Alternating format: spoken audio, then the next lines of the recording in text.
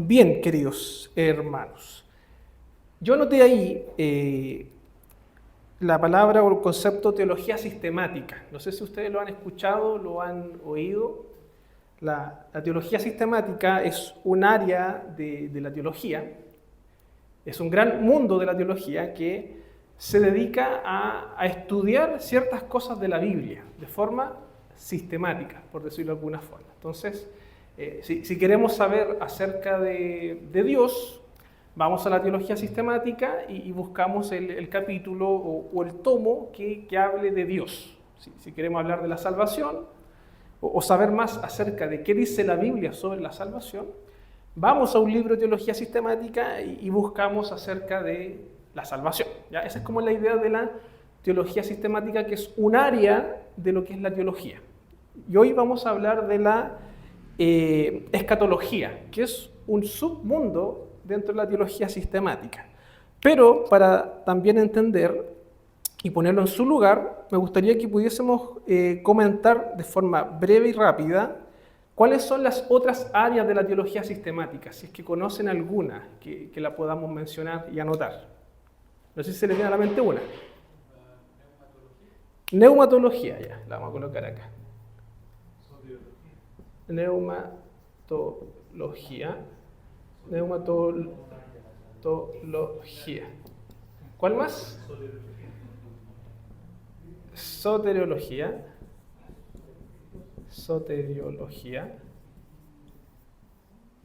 ¿Cuál más? ¿Cómo?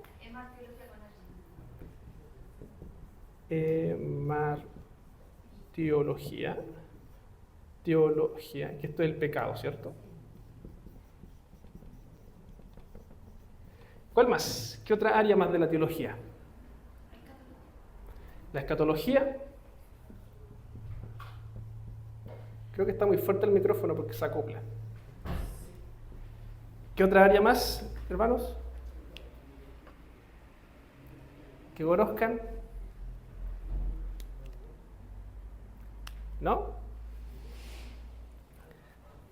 ¿Alguna otra área de la teología sistemática? Arqueología. La más importante, la que tiene que ver con Dios. Le vamos a colocar teología propia, así se conoce. Teología propia. Y también, como mencionaron ahí, la cristología, que tiene que ver con la persona de Cristo, la segunda persona de la Trinidad. En teología propia vemos, por ejemplo, los atributos de Dios. ¿Ya? Lo que estudiamos hace un tiempo atrás, cuando profundizamos cada atributo, estábamos haciendo teología sistemática, teología propia, de ver sobre Dios, cómo Dios también se revela, se da a conocer, cómo es Dios. Cristología tiene que ver con Cristo, el estudio de la persona de Cristo. Se habla acá de la encarnación, su doble naturaleza, todo lo que implica Cristo dentro de la revelación bíblica. Neumatología, Espíritu Santo, neuma. Tiene que ver con la obra del Espíritu Santo. ¿Ya? Soteriología, la salvación, todo lo que tenga que ver con la salvación.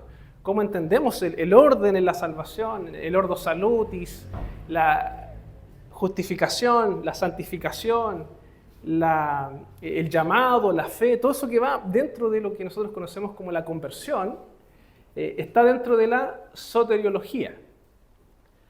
Martiología tiene que ver con el pecado, ¿ya? El estudio del pecado. Escatología, los tiempos finales. ¿Nos faltan más o no? Ya podríamos colocar angiología, pero prefiero otra antes. Antropología.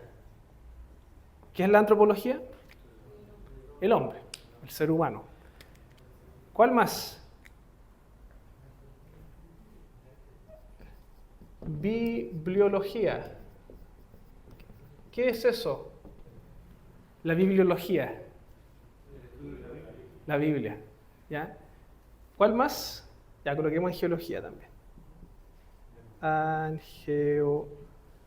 Ya, si a usted le interesa estudiar acerca de los demonios, Satanás, los ángeles, está ahí dentro de su universo. ¿Ya? Angiología. Falta uno que es importante, que tiene que ver con nosotros, lo que somos nosotros. Eclesiología. Eclesiología. Tiene que ver ahí, por ejemplo, lo que es la iglesia, el gobierno de la iglesia, los sacramentos, todo lo que tiene que ver con lo que somos y lo que hacemos, está dentro de la eclesiología, ¿ya? Por lo tanto, si usted ve un libro de teología sistemática o usted va a un seminario, se va a encontrar por lo general con estos ramos, que son como asignaturas que ve cada una de estos ámbitos, ¿ya? Y si usted analiza la Confesión de Fe de Westminster, también sigue un orden parecido. ¿Cómo parte la confesión? Capítulo 1, ¿cuál es? La Biblia, bibliología. Capítulo 2, ¿se acuerdan, no? Teología propia, habla de Dios, la Trinidad. Después, nosotros, ¿de qué estamos hablando? ¿Se acuerdan? Del pecado, hematología. Después vamos a ver un poco de antropología, del hombre. Después vamos a hablar de soteriología, cuando empecemos a hablar de la salvación, de la justificación. Después vamos a hablar de eclesiología, de la iglesia. Entonces la Confesión de Fe de Westminster también sigue una lógica sistemática, que va presentando las doctrinas de forma sistemática con los versículos y textos que respaldan lo que creemos, ¿ya? Por lo tanto, teniendo todo este abanico, yo les quiero mencionar que vamos a entrar a este de acá, que es la escatología. Vamos a estudiar la escatología. Y para iniciar quisiera preguntar, ¿qué entienden o qué es la escatología? ¿Qué han escuchado? ¿Qué saben de eso?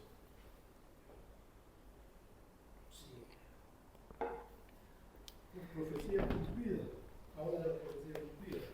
Ya está en la grabación, así que después lo pueden buscar en la grabación.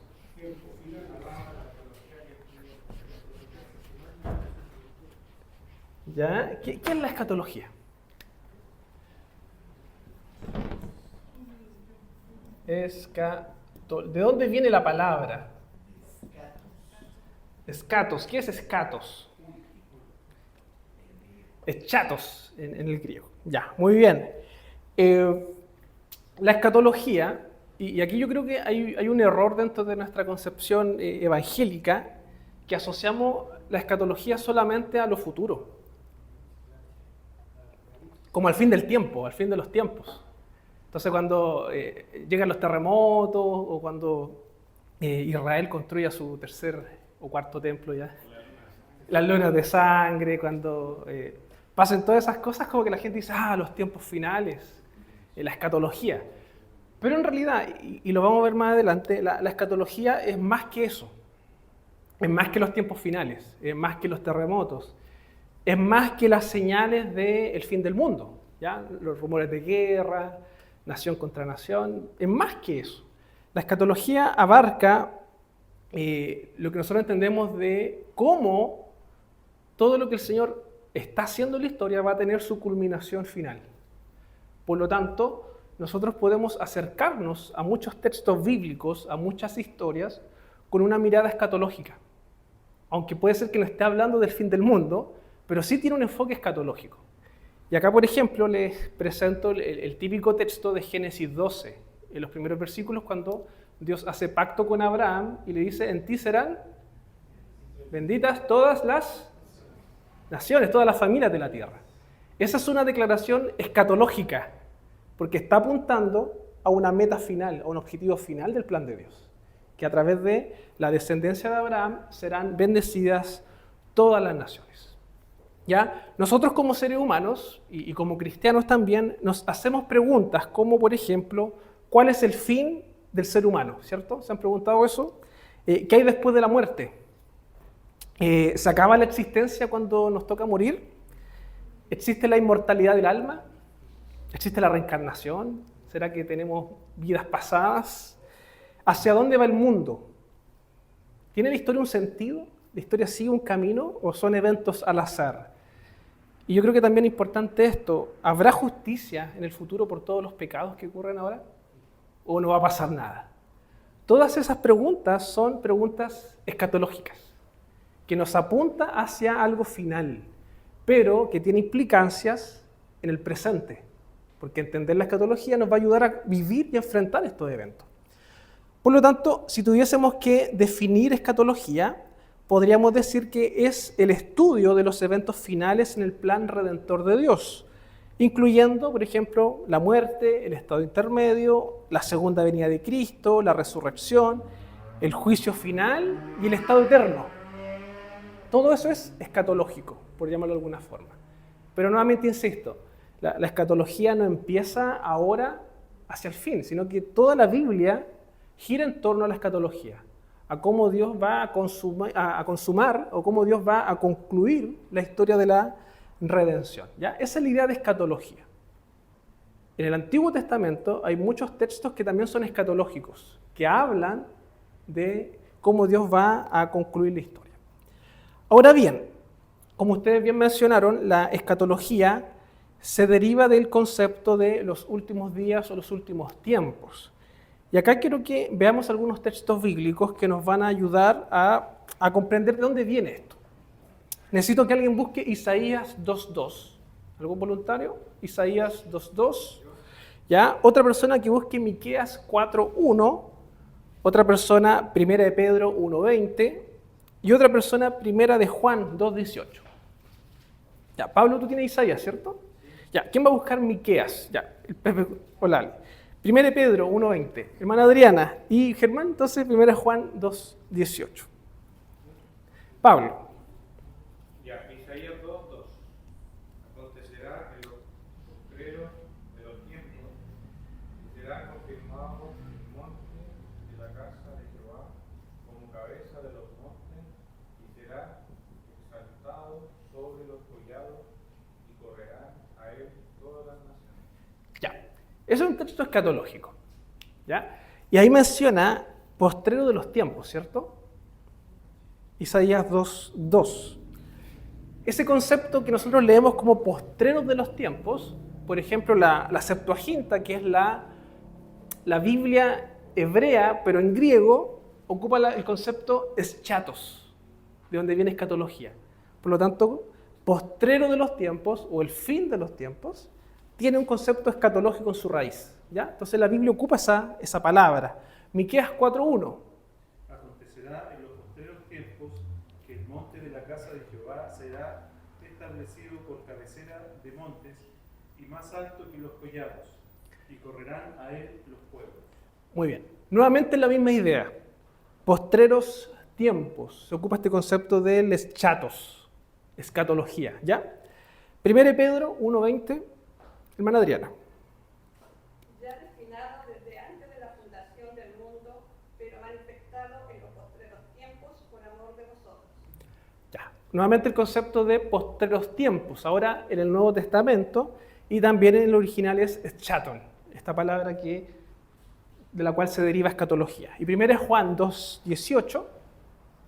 Hijitos, ya es el último tiempo, y según vosotros oísteis que el anticristo viene. Así ahora han surgido muchos anticristos, por esto conocemos que es el último tiempo. Muchas gracias.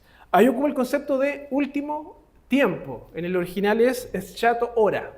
Último hora, último tiempo, en el original. ¿Ya? Por lo tanto, el concepto de escatología está presente en el lenguaje bíblico. ¿Ya? No como palabra en el español que la veamos, pero sí en los originales se ocupa este concepto, al menos en el griego, que apunta hacia algo final. ¿Ya? Y como bien mencionaban ahí el texto, incluso el presente para los apóstoles también eran los últimos tiempos. Nosotros miramos hacia el pasado, 2000 años atrás. Ellos ya vivían estos últimos tiempos. Entonces la pregunta es, ¿cómo entendemos eso? ¿Cuándo comienzan los últimos tiempos según la Escritura? No sé si lo han preguntado. ¿Cuándo comienzan los últimos tiempos según la Escritura?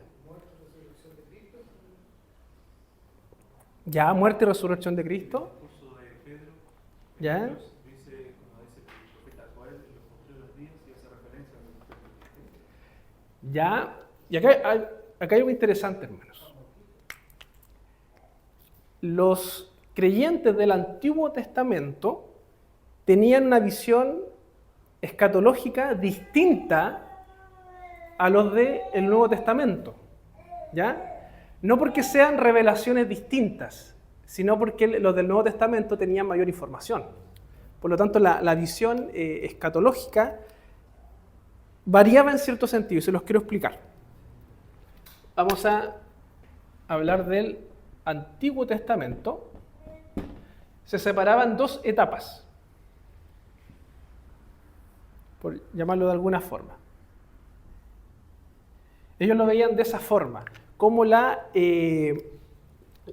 podríamos decir, la era actual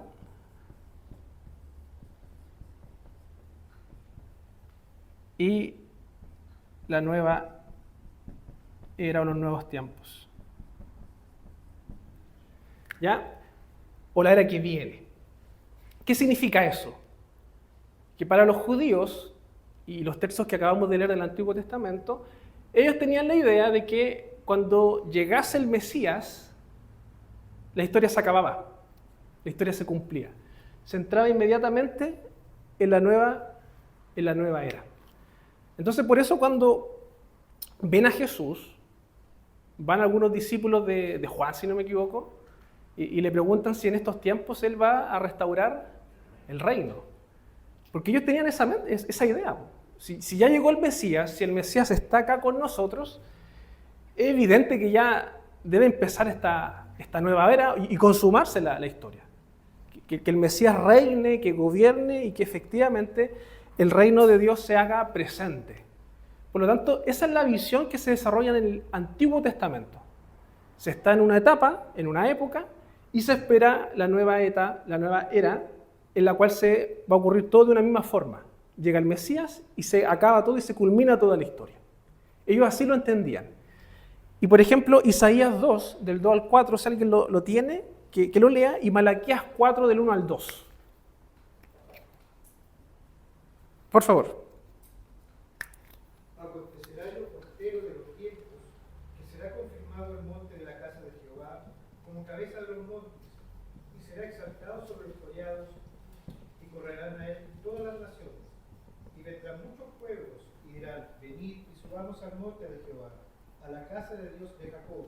Y nos enseñará sus caminos, y caminaremos por sus sendas, porque de Sión saldrá la ley, y de Jerusalén la palabra de Jehová. Y juzgará entre las naciones, y reprenderá a muchos pueblos, y volverán sus espadas en rejas de arado, y sus lanzas en hoces. No alzará espada nación contra nación, ni se alistarán más para la guerra. Muchas gracias. Malaquías 4, del 1 al 2, si alguien lo tiene, que lo lea. Hermana Adriana. Porque he aquí viene el día ardiente como un horno, y todos los soberbios y todos los que hacen maldad serán estopa. Aquel día que vendrá los abrazará, ha dicho Jehová de los ejércitos, y no les dejará ni raíz ni rama. Mas a vosotros, los que tenéis mi nombre, nacerá el sol de justicia, y en sus alas traerá salvación, y saltaréis como becerros en la manada. Ya, muchas gracias. Estos textos que acabamos de leer representan la visión judía del fin de los tiempos.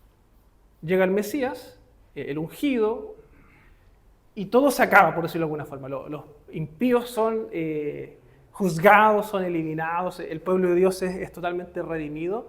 Ellos lo veían de esa forma. Dos etapas. Estamos en la era actual, pasamos nuevamente, o pasamos luego a la nueva era, o los tiempos finales ya consumados, cuando venga el Mesías. Sin embargo, cuando nos acercamos al Nuevo Testamento, vemos de que esta nueva era está un poquito separada o disgregada en ciertos eventos. ¿Cuáles son estos eventos? ¿Lo saben? ¿Cuál es el evento que marca el punto de quiebre?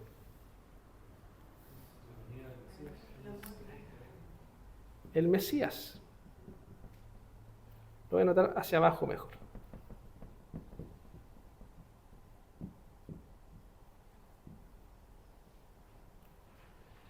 ¿Y qué pasa con el Mesías?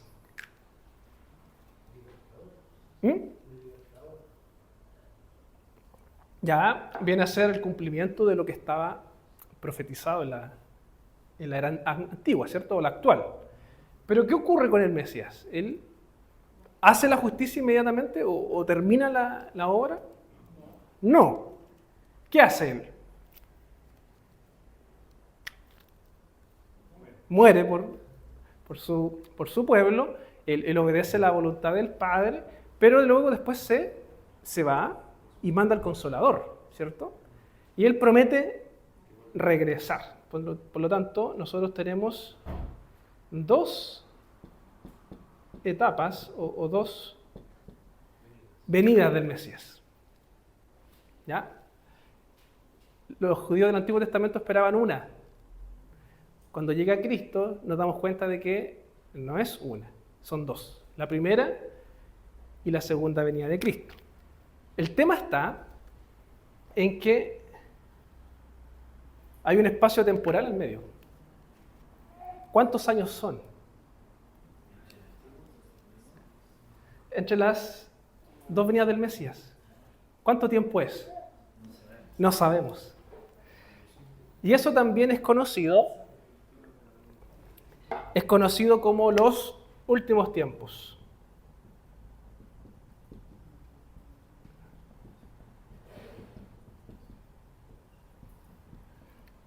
Los últimos tiempos. ¿Ya? Por lo tanto, mientras el Señor no venga, nosotros ya estamos en los últimos tiempos. Eso es lo que quiero decir. El apóstol Pablo, él entendía que estaba en los últimos tiempos. De hecho, la visión del apóstol Pablo es que el Mesías o Cristo iba a regresar pronto. Sí, hermano Igor. Ese texto está en 1 Tesalonicenses, capítulo 4, versículo 15. 1 Tesalonicenses 4. Ya, lo vamos a ver más adelante. ¿Ya? Creo que en Corintios también Pablo dice lo mismo. Entonces, esta nueva era, o la era que viene, nosotros, bajo la revelación del Nuevo Testamento, vemos que son todos estos eventos, en realidad. ¿Ya? ¿Se entiende, cierto? Sí. Ya, hermano Igor. Resulta porque en el Antiguo también está la profecía del Cordero. O sea, estaba la figura del Cordero. Claro. Y ahí después es muy parecido, ya viene en el Nuevo Testamento viene El Cordero. el que se anticipó en el... Exacto, porque viene a ser el cumplimiento de las profecías de la era antigua en este caso, ¿ya? O la era actual. De los profetas. ¿Ya? O sea, nosotros para entender esto tenemos que ponernos en la historia de Israel. Por ejemplo, estamos en los tiempos del rey David, estamos en la era actual. Todo lo que no se ha cumplido cuando llegue el Mesías es la nueva era, el descendiente de David que va a establecer su trono y que va a gobernar con vara de hierro. Eso es parte de la nueva era. Las profecías de Isaías, por ejemplo, de Jeremías, también es parte de la nueva era. Ellos esperaban todo esto, pero como un evento único. Ese es el punto. Pero cuando ocurren, y lo revela así el Nuevo Testamento, vemos una primera venida, un espacio de tiempo, y una segunda venida donde se va a terminar y ejecutar realmente todos los eventos de la historia. ¿Ya? ¿Se entiende la lógica, cierto? ¿Sí? Se podría entender, por ejemplo, cuando Hebreo dice que a nuestro Padre dice habló por medio del profeta y ahora habla por medio de su Hijo, Jesucristo. A los padres, y ahora nos habla en estos últimos tiempos, a través del Hijo. ¿Qué es lo que está diciendo Hebreos, o el autor de la carta? Que la revelación antigua no era 100% completa, y que en Cristo, en el Hijo, ya tenemos el conocimiento pleno de toda la historia, por decirlo de alguna forma. Entonces, el autor de los Hebreos, cuando escribe esa carta, él está acá, en esta parte. Él ya sabe que Cristo murió, pero sabe que también falta que Cristo retorne. Ahí está en esa parte. ¿Se entiende? Sí, y en Hebreo también se refiere al tema de que fue quitado ese velo. Cuando en la carta de Hebreo va a decir que lo antiguo, algunos no había sido quitado ese velo. Y no ven a Cristo. Ya. Sí, eso pertenece más a un tema soteriológico. ¿ya? Pero apunta a que claramente esta revelación no la entienden todas las personas, ¿ya? De hecho, y también esto tiene una aplicación práctica, hoy en día hay muchos judíos que están acá, según ellos, están acá y están esperando realmente al Mesías, que va a venir a terminar con su opresor y que va a libertar a Israel. Ellos están esperando eso. Entonces, para ellos, todo esto está velado, ellos no lo entienden, ¿ya? Pero también lo vamos a ver más adelante, sobre Israel. ¿Qué pasa con Israel? Porque también tiene un foco escatológico cuando nos acercamos a Israel. Ya, ¿se entiende la idea, cierto? Perfecto. Dado que ocurre este evento, nosotros conocemos un concepto o un término que es escatología inaugurada. ¿Ya? Nunca lo habían escuchado, escatología inaugurada. ¿Qué quiere decir esto? Que la escatología inaugurada enseña que las realidades del fin, ya comenzaron con la primera venida de Cristo, pero aún no han sido plenamente consumadas, por decirlo de alguna forma. Eso es lo que es escatología inaugurada. Cristo vino, inauguró este periodo, podemos disfrutar y vivir esas consecuencias, sin embargo, no de forma completa, ¿ya? Y aquí nace el concepto de el ya, pero todavía no, ¿ya? Que es como una tensión que existe en el Nuevo Testamento. El reino de Dios ya está presente, pero aún no ha sido consumado o de forma completa. El creyente tiene vida eterna, como dice Jesús, que esta es la vida eterna, que conozcan al Padre, la tienen, pero el apóstol Pablo va a decir que nuestra meta es la vida eterna. No es que hay que ganarse la salvación, sino que la vida eterna tiene un propósito final que aún no ha sido cumplido en nosotros, porque estamos todavía en esta lucha. El pecado ha sido derrotado, pero sin embargo los efectos del pecado aún siguen vigentes. Ya, pero todavía no. La muerte ha sido derrotada en la cruz. Hay muchos textos que hablan de eso, pero aún seguimos viendo los efectos de la muerte. Somos hijos de Dios, como diría Juan, pero aún no se ha manifestado completamente lo que habremos de ser. Tenemos parte ya en la resurrección. Pablo lo dice en Efesios 2:6, pero aún no de forma plena. Por lo tanto, aquí es donde empieza esta idea del ya, pero todavía no. ¿Somos salvos? Sí. ¿Somos hijos de Dios? Sí. Pero aún falta que esta obra se complete de forma plena. Y eso ocurrirá cuando regrese Cristo, cuando Cristo esté por segunda vez. Y toda la historia vaya hacia su fin. ¿Se entiende la idea, cierto? Ya. Sí, hermano Leo. Entre el Mesías, el nacimiento del Mesías y su segunda venida, estamos en los últimos tiempos. Tengo una duda, ¿qué significa generación? Porque la he leído y dice, esta generación no pasará. Entonces porque algunos dicen, esta generación es mi padre, mi madre, mis hijos, ¿y hasta cuándo? Claro. ¿Me entiendes? Porque como tiene, hay miles de años entre que nuestro Señor Jesucristo murió a los que ha de venir. Claro. ¿Qué significa generación? ¿Cómo lo puedo asociar yo? Sí, si no me equivoco, y aquí corríjanme, esa idea de esta generación está en las palabras de Jesús, cuando Él hace una profecía. Pero Él está hablando de la destrucción del templo. La destrucción del templo actual, que ocurrió después en el año 70, algunos lo entienden de esa forma, que cuando Jesús está hablando de esta generación, está hablando efectivamente de esa generación, de que iba a ser esa generación la que iba a presenciar quizás la destrucción del templo. Entonces también ahí lo que tenemos que también hacer es acercarnos también a las profecías de Antiguo y Nuevo Testamento y ver cuáles ya han sido cumplidas. Porque ahí claramente Jesús está hablando del templo, él menciona las piedras, va a decir no va a haber piedra sobre piedra. O sea, él está hablando de que esa construcción se va a caer. Y ahí es cuando él habla de esa generación. Entonces está apuntando a un periodo acotado entre lo que él está diciendo y el año 70, que es cuando se destruye el templo. Sin embargo, todo eso está en los últimos tiempos. O sea, Jesús está hablando también de los últimos tiempos, que era un evento que iba a ocurrir. Pero al menos en ese caso está hablando de la generación en sí. ¿Ya? ¿Mm? Más o menos, claro. Asumiendo, claro, asumiendo de que Jesús lo dijo como en el año 30 y algo por ahí. Y como se destruye en el 70, claro, ahí están los 40 años que dice Pablo. ¿Se entiende la idea, cierto? Ya. Vamos a borrar entonces, porque ahora vamos a entrar de lleno a lo que es la escatología. Porque la escatología se divide en dos partes. ¿Cuáles son esas dos partes? No, pero en dos ramas, por decirlo de alguna forma. La individual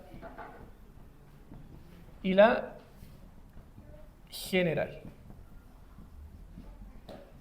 Nosotros vamos a partir hablando de la individual, ¿ya? Esta serie de estudios vamos a tratarla en ese orden. Primero individual y luego general. ¿Qué diferencia estas dos escatologías? De lo que hemos hablado. ¿Cuál será la diferencia? ¿Qué tiene que ver con cada una? Individual, general. ¿Se les viene algo a la mente? Eso es soteriología. La muerte. La muerte física, por ejemplo. Eso es parte de la escatología individual. ¿Qué otro evento más o qué otra cosa más podríamos catalogarla acá?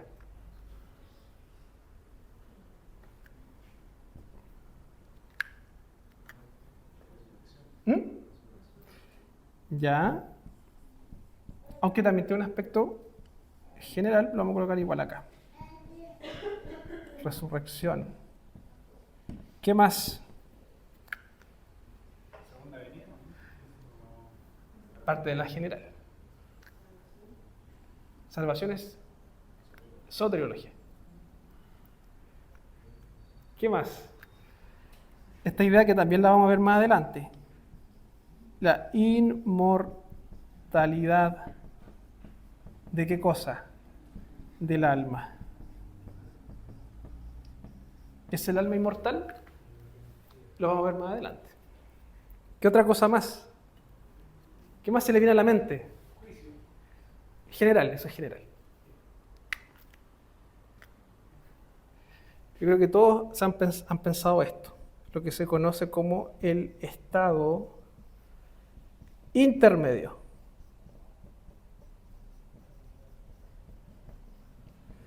¿Dónde se van las almas o el espíritu cuando la persona muere? ¿Se han preguntado eso?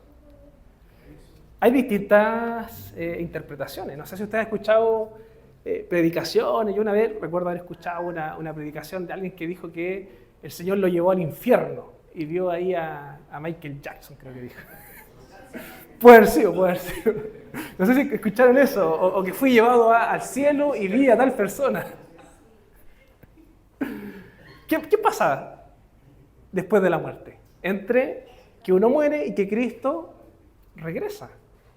¿Qué pasa con el ser de uno? ¿Hacia dónde va? Eso es el estado intermedio y lo vamos a hablar más adelante, ya en otras clases. El purgatorio. La Iglesia Católica Romana cree en el purgatorio, que es esta idea de que las almas, que no son, por decirlo de alguna forma, 100% santas o puras, van a un estado intermedio de purificación y después al cielo, a la eternidad. Por lo tanto, ¿qué es lo que puede hacer un vivo? Una persona que está en la tierra puede pagar a la iglesia para que el tiempo que esa persona pase ahí sea corto, sea más acotado. ¿Ya? Eso es lo que enseñaba, o no sé si enseña todavía, la Iglesia Católica Romana, y fue lo que Martín Lutero alegó a la iglesia. de que en realidad uno no puede pagar para sacar a alguien de ahí, porque en realidad ese lugar no existe bíblicamente, ¿ya? La indulgencia, el pago por el perdón de los pecados. Entonces, estado intermedio, lo vamos a ver más adelante. ¿Qué pasa? Nos vamos a un lugar neutral, nos vamos a un lugar en donde el alma está como en conciencia dormida, estamos directamente con el Señor, estamos con Él o no. ¿Qué pasa con eso? Lo vamos a ver. ¿Sí? Ah, sí, lo vamos a ver ya más adelante, pero es parte de la escatología individual, ¿ya? Hermano Igor. Porque Pablo dice, para mí el morir es ganancia cuando habla y estar con Cristo. Pablo al parecer lo veía de esa forma. En la carta a los tesalonicenses, Pablo le dice, porque los tesalonicenses se hacían esta pregunta, ¿qué pasa con los que murieron antes? Y le va a decir que los que están muertos no nos aventarán a otros, sino que están durmiendo. ¿Pero qué significa estar durmiendo? El ladrón de la cruz. ¿Qué le dice Jesús? ¿Hoy estarás? ¿Qué es el paraíso entonces? Tenemos que hacer esa pregunta igual. El rico y Lázaro. ¿Qué es el seno de Abraham? Tenemos que estudiar eso. O por otro, en contraposición, ¿qué es el Hades? ¿Qué es el Seol? Vamos a entrar también a ver esos términos para que tengamos una idea de cómo la Biblia, de forma progresiva, va trabajando estos conceptos. ¿Qué pasa con el cuerpo cuando muere? ¿Se descompone? ¿Después el Señor lo vuelve a rearmar? Porque hay gente que dice que los cristianos no se pueden cremar. No sé si han escuchado eso. Porque ¿qué va a pasar con tu cuerpo después? Entonces, vamos a hablar también de eso, de qué pasa con el cuerpo en sí, ¿ya? ¿Ah? No, si esto es palabra, si tenemos harto tiempo para hablar de esto, así que hasta que venga el Señor. Claro. O sea, si el Señor viene, le decimos que nos explique y no va y listo. Pero mientras no venga, tenemos que estudiarlo con la Biblia, ¿ya? Escatología general, ¿qué cosas vemos ahí? Ya, el juicio, pero antes de eso, lo más importante, la venida de Cristo. La venida de Cristo. ¿Cuándo es? No sabemos. ¿Pero hay señales? Sí, las vamos a estudiar. ¿Qué otra cosa más? El opositor a Cristo, ¿quién es? El anticristo. ¿Quién es el anticristo? ¿Es una pura persona? ¿Son varias a lo largo de toda la historia? ¿O un sistema?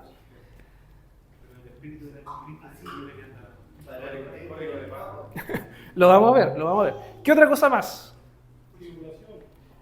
Ya, la tribulación. Pero me gusta otro concepto que podemos sacar de ahí que da para largo. No sé si lo conocen. No.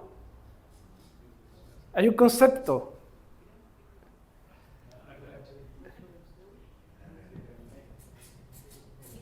El milenio, pues hermanos. El milenio. ¿Estamos o no estamos en el milenio? También es parte de la escatología general. Ya. Está dentro del milenio también. ¿Ya? ¿Qué otra cosa más? Como dijeron por ahí, el juicio. Y yo creo que algo que también a ustedes les interesa es la marca de ¿quién? De la bestia. La marca de la bestia. ¿Cuál es la marca de la bestia? Lo vamos a ver también, ¿ya? Pero, se los adelanto, aquellos que estén estudiando o están leyendo el plan de lectura y empiezan a leer Deuteronomio, ya aparece una idea de eso. Y espero que lo asocien, porque cuando Juan escribe el Apocalipsis, él ocupa un lenguaje figurado que lo tienen que entender los judíos. Y él ocupa un concepto de una señal en la frente o entre los ojos y en la mano. Y eso está en Deuteronomio. ¿Ya? Lo vamos a ver también más adelante, pero se lo anticipo. Lo vamos a ver más adelante. ¿Ya? Sí.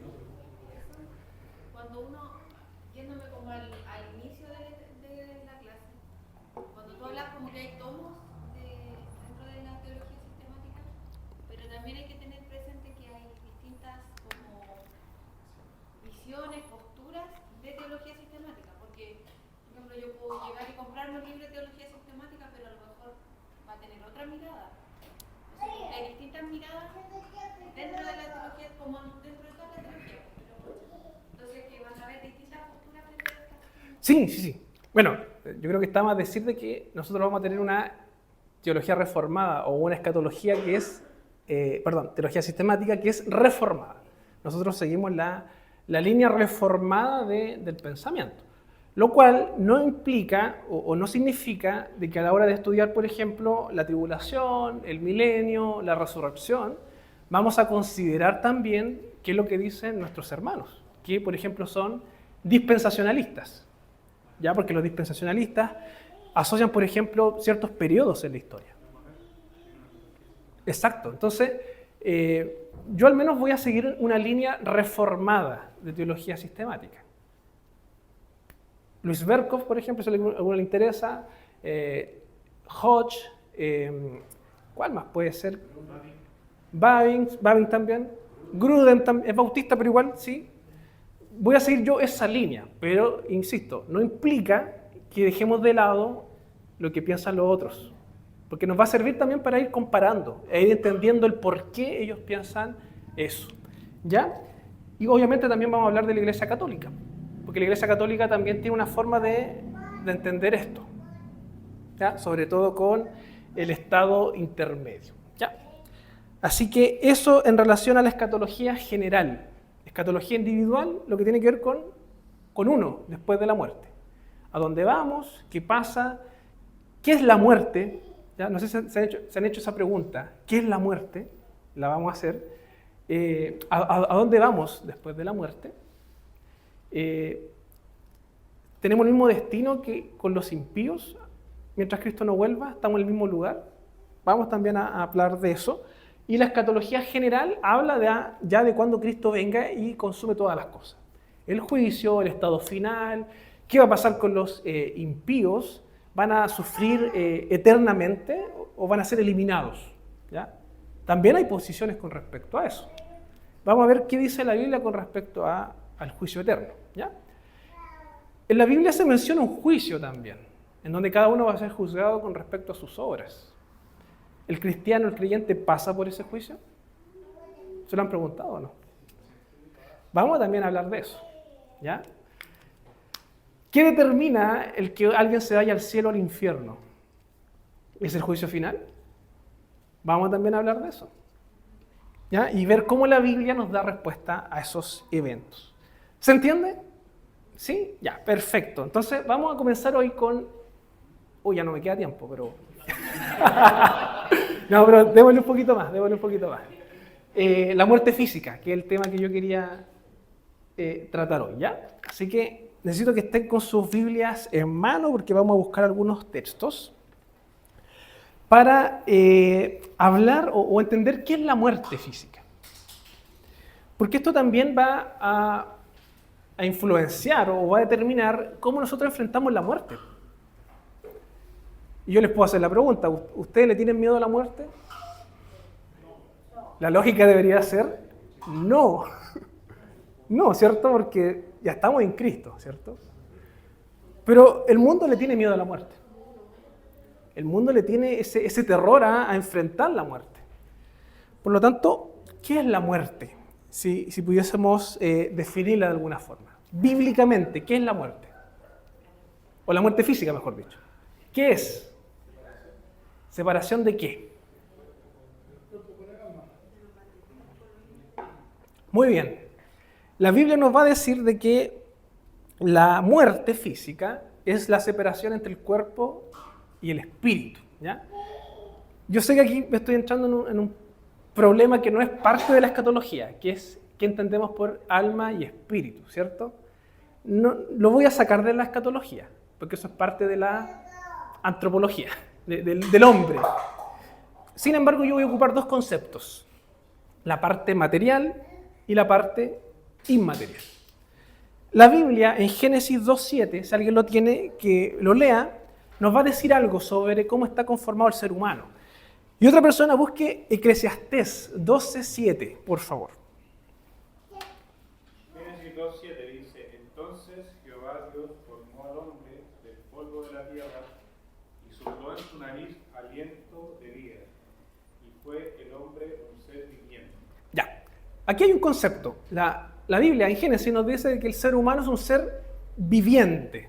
¿Y qué es lo que define esa vida? En primer lugar, una parte material, en este caso del polvo de la tierra, pero también hay un elemento diferenciador con respecto a las otras criaturas, que es el aliento de vida, el soplo de vida, una parte inmaterial del ser humano. Y eso conforma lo que es este ser viviente, que es el hombre. ¿Ya? ¿Qué dice Eclesiastés 12.7? Y el polvo vuelve a la tierra como era, y el espíritu vuelve a Dios que lo dio. Ya, Eclesiastés nos muestra esa idea, de que en la muerte, el cuerpo ¿hacia dónde va?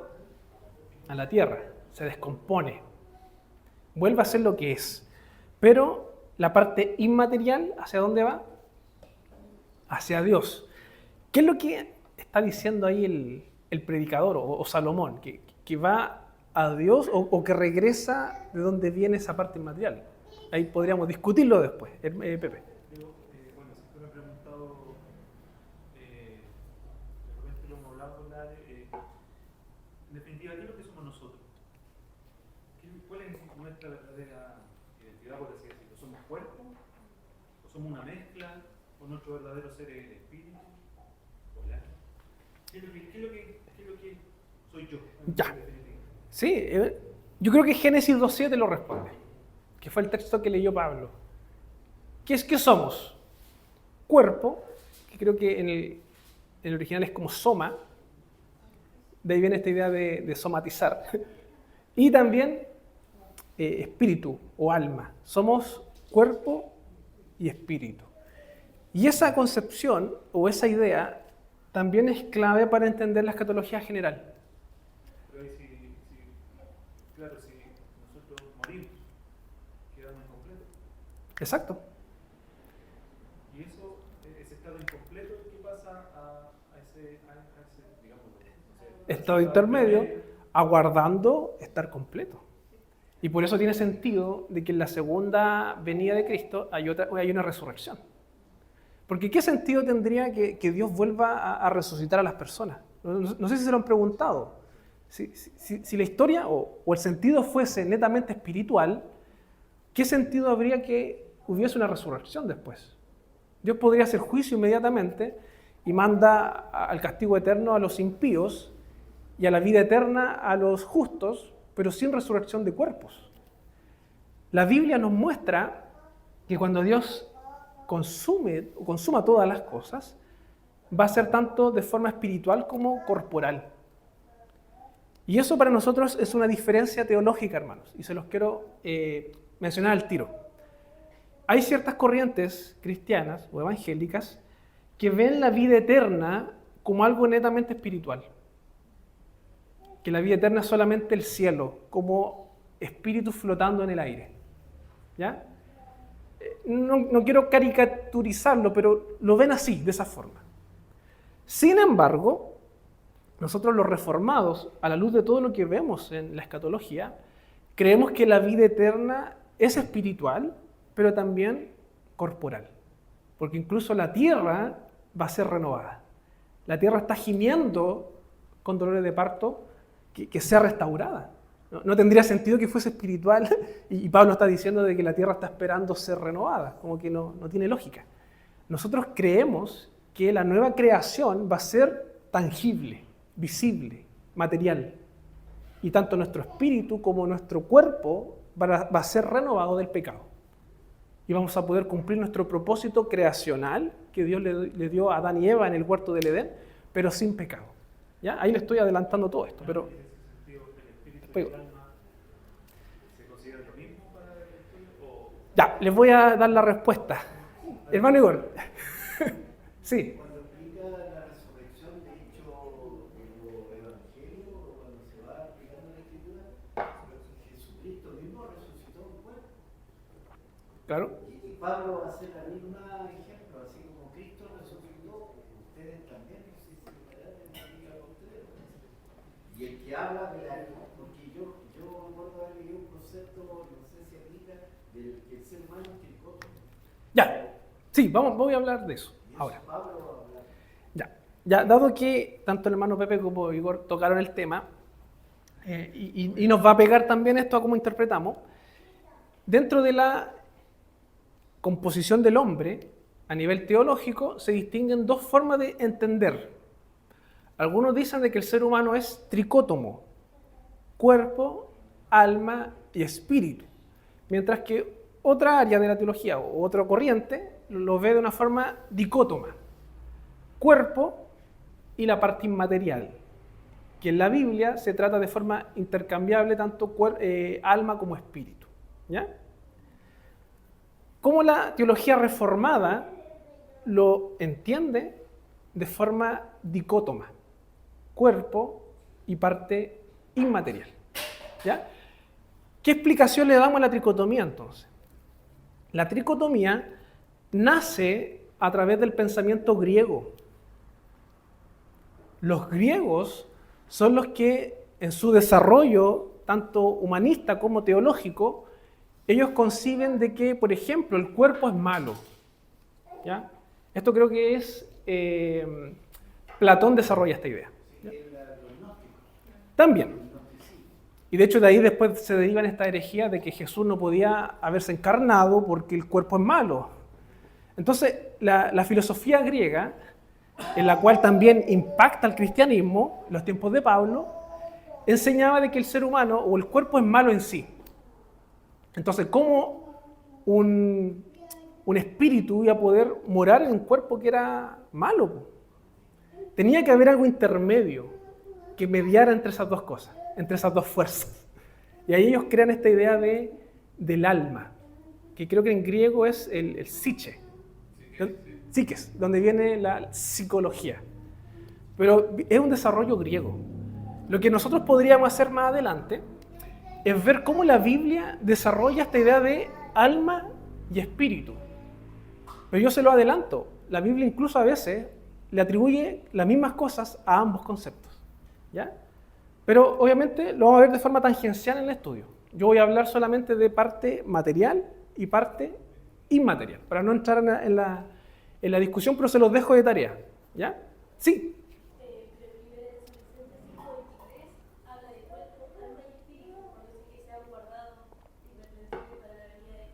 Sí. ¿Cuál es la explicación de eso? En primer lugar, es el único texto que habla de eso. ¿Ya? O uno de los pocos. Creo que es, si no el único, uno de los pocos. Se considera el contexto de Pablo. ¿Cuál es el público de Pablo? Es un público que entiende o concibe el ser humano de esa forma. ¿Ya? Y acá yo les coloco el contraargumento. ¿Qué dice la Shemá? Oye Israel, Jehová, uno es, a tu Dios con...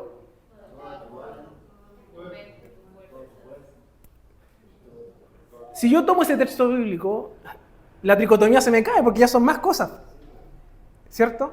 Pero no, el pensamiento hebreo o esa frase, el contexto hebreo, lo que está buscando hacer es que los hebreos entiendan de que todo tu ser, o lo que tú entiendes como tu ser, ame y honra a Dios. Cuando Pablo menciona de esa forma, lo entenderíamos de la misma forma, por decirlo de alguna forma. Dije muchas veces forma. El pensamiento de aquella época era cuerpo, alma y espíritu. Entonces, para que no quede duda de esto, el Señor guarde todo ese ámbito. Pero no es que Pablo esté haciendo una clase ahí de antropología, así como el hombre es cuerpo, el hombre es...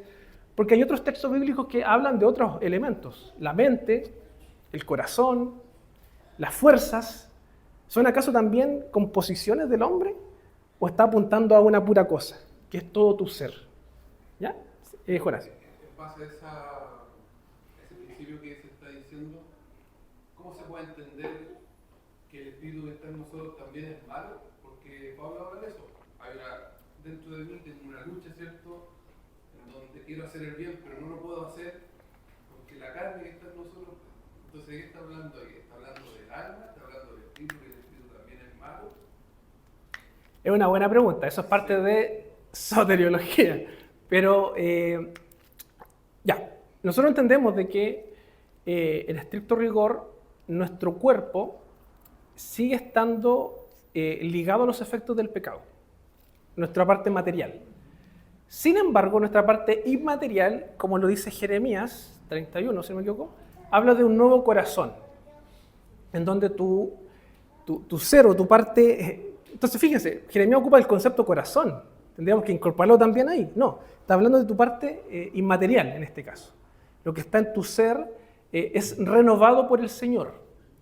Sin embargo, y la misma Escritura así lo muestra, mientras el Señor no regrese, sigue y tenemos esa lucha contra el pecado o los restos del pecado. Y ahí es cuando Pablo habla de eso, de que él tiene una nueva identidad en Cristo, pero aún así tiene luchas en el día a día.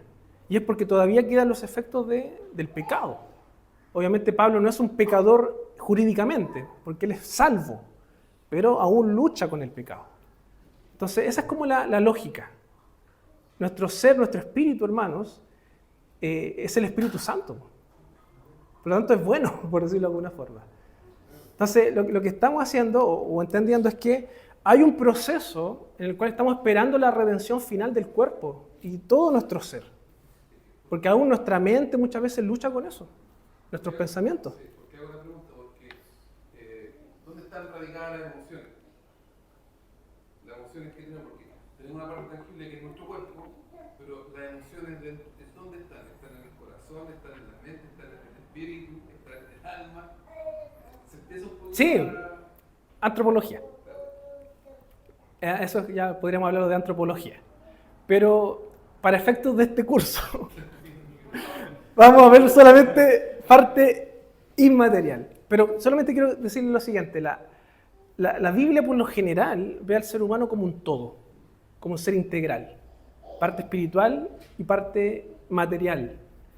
Hay distinciones a veces. El cuerpo, los efectos del cuerpo, el espíritu, la redención o la renovación del espíritu.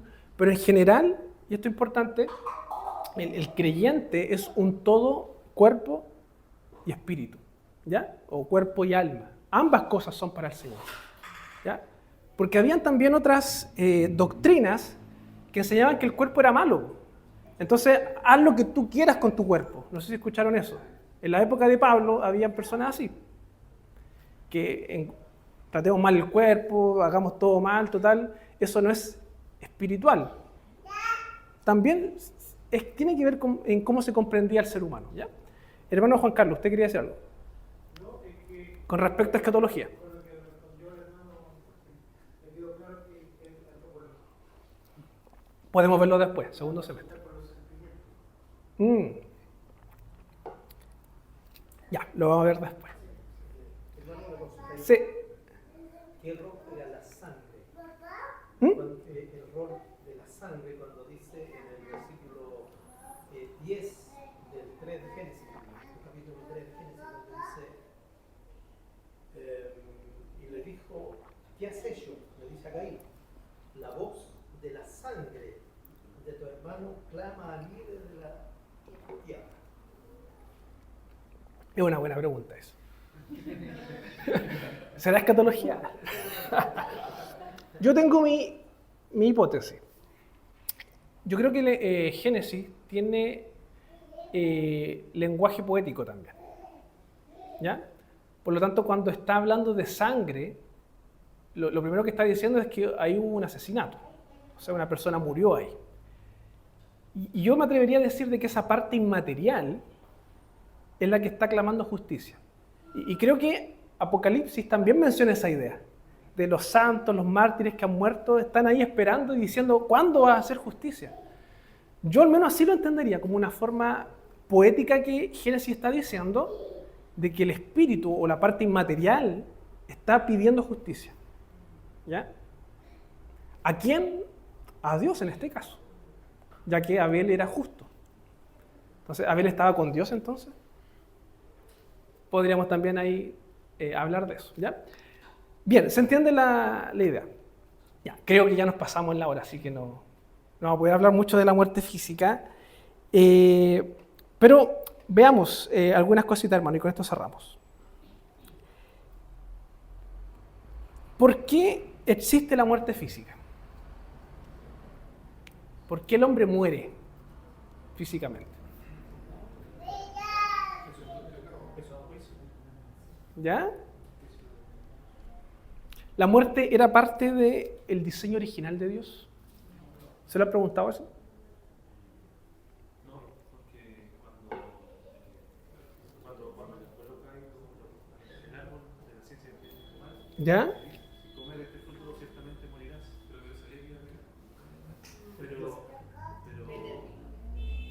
pero ahí yo creo que tiene una trascendencia espiritual y también una trascendencia material. Sí, claramente. Pero la pregunta es, ¿la muerte física es parte de algo deseable del orden creacional de Dios?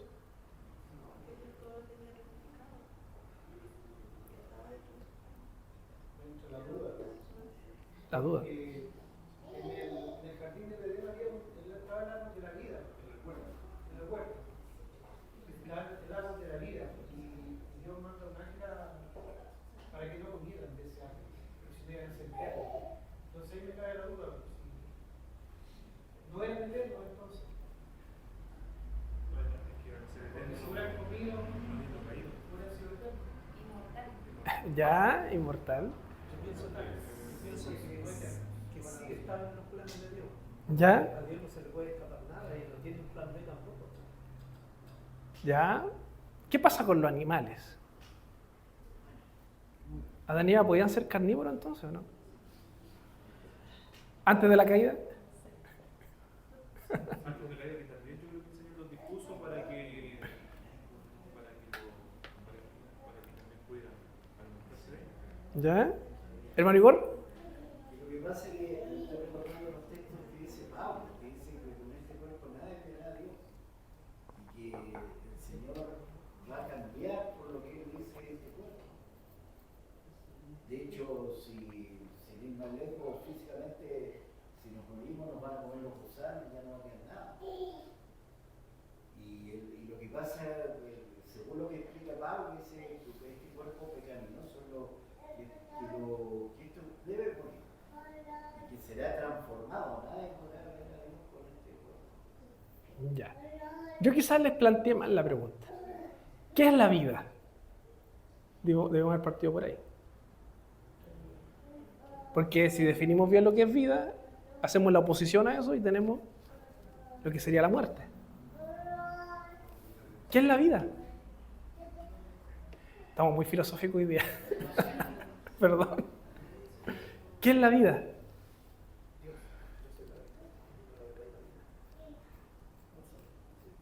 Porque de ahí viene el concepto de vida eterna también.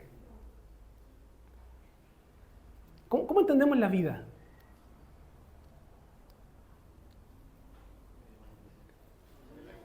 Bíblicamente, obviamente.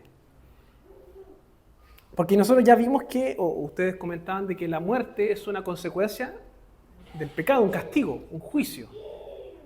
Por lo tanto, ¿qué podría ser la vida entonces?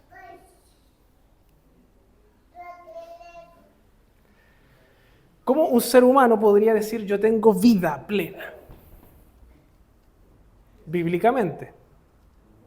La referencia que veíamos, que el hombre salió de la tierra y el soplo de vida es esa parte la que le dio la vida, que fue creado en un principio obviamente de imagen y a semejanza de Dios. ¿Será por la conciencia? Sí, la coexistencia de la tierra y el espíritu. La capacidad de entender quién es, ¿Ya? la vida, tiene conciencia de las cosas. Son preguntas bien profundas, pero nos ayudan a pensar y cuestionar un poquito qué es la vida entonces. ¿Esta persona está viviendo la vida? La vida loca. Los animales y la planta igual tienen vida, pues entonces hay que hacer una separación ahí. Claro. Humana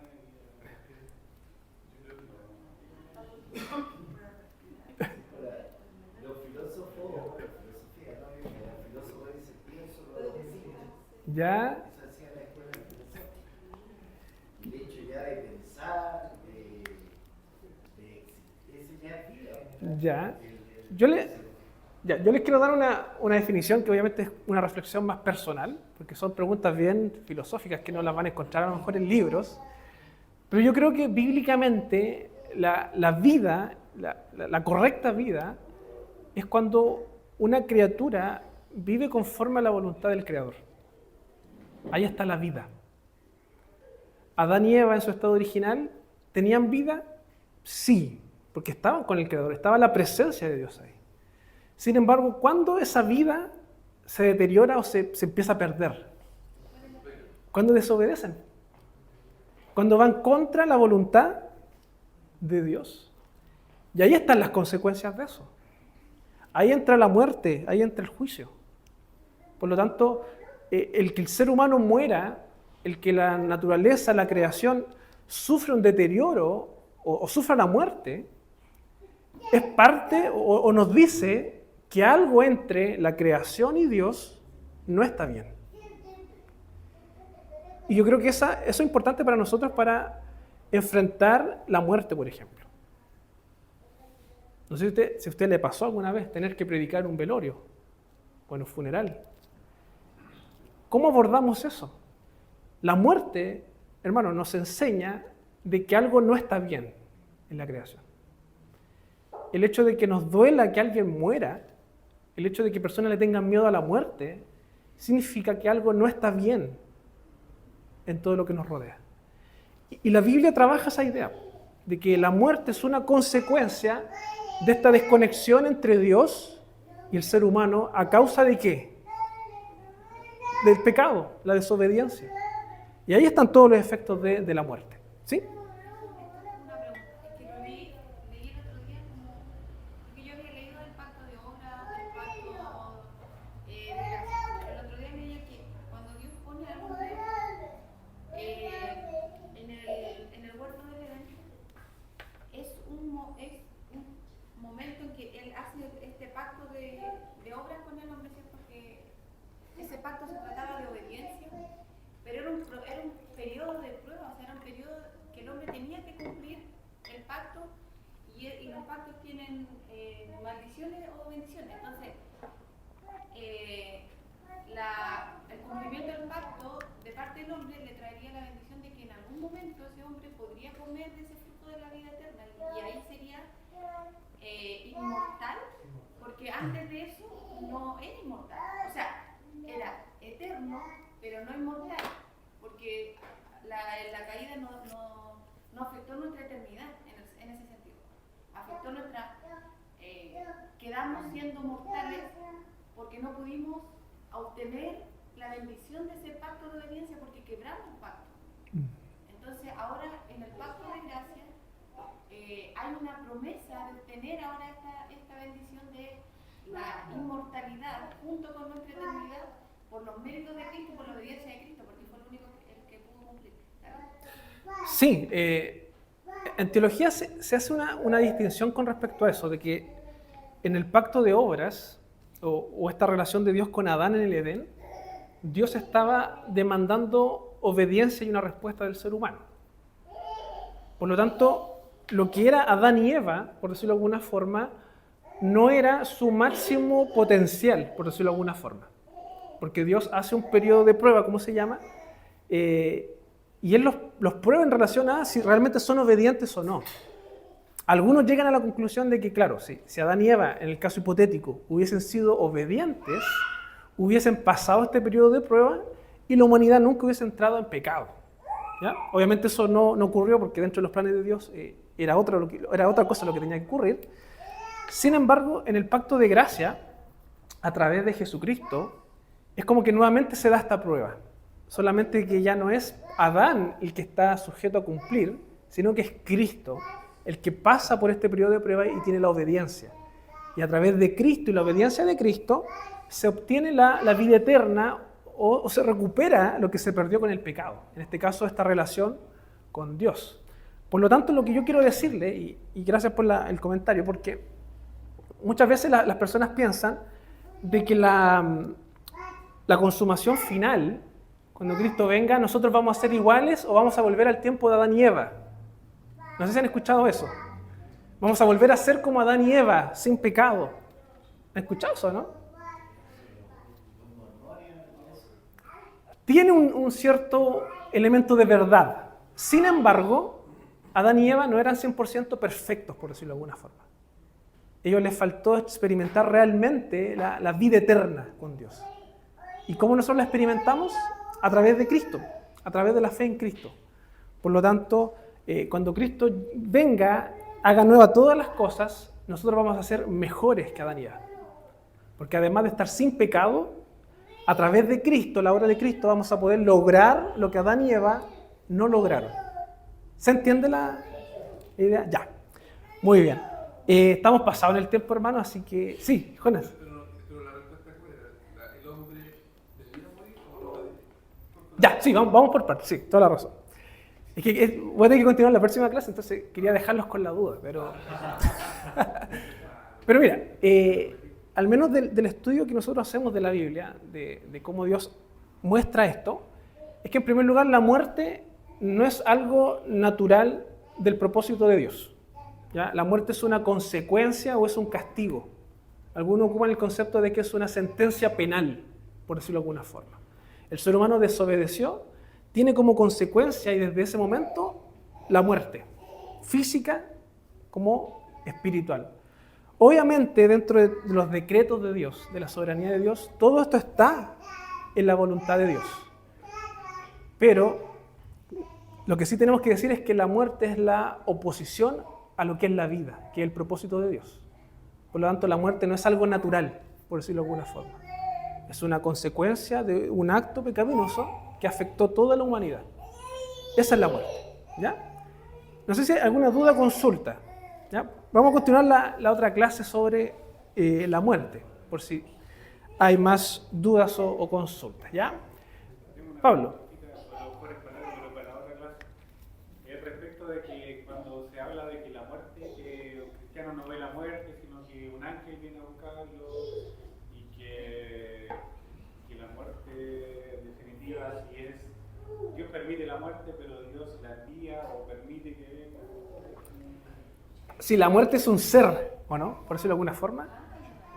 La muerte como tal. Como la muerte como Una hoz y una capa.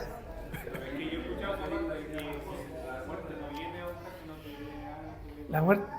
Ya, pero igual, eso es como muy extra bíblico. Yo creo que bíblicamente no tenemos cómo dar respuesta a eso. Pero lo que sí podría decir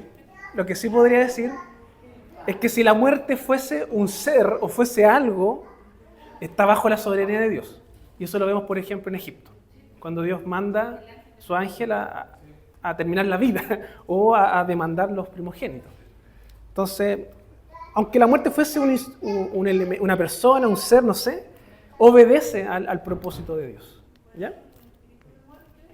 Como lo que pasó con Faraón cuando mandaron el espíritu de muerte murió los primogénitos y no pasaron por las casas de los... Es que fue un ángel. Ocupa el concepto ángel. Y no estoy seguro, pero el ángel de Jehová, no sé si es el ángel de Jehová. en una parte menciona como que Dios mismo pasó. Claro. La pregunta es, ¿quién es el ángel de Jehová?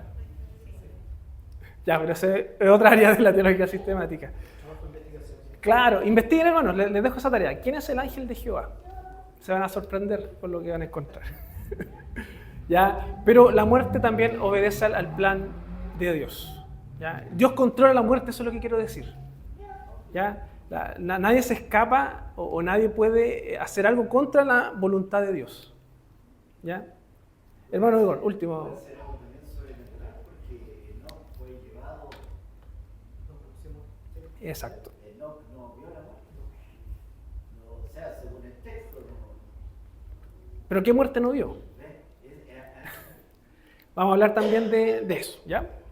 Bien, hermanos, oremos para cerrar y les dejo ya todas estas inquietudes y tareas para que las vayamos conversando y tenemos harto tiempo para hablar de escatología.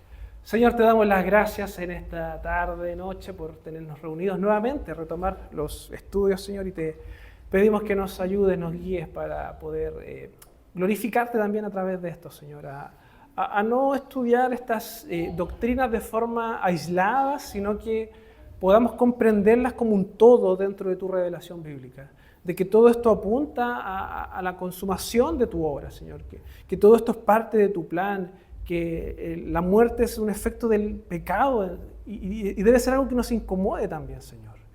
Te pedimos que tú formes en nuestro corazón ese deseo de poder conocerte, glorificarte, poder vivir para tu gloria, Señor. Te pedimos que de regreso a nuestros hogares tú nos acompañes, Señor, que podamos retornar sin ninguna novedad.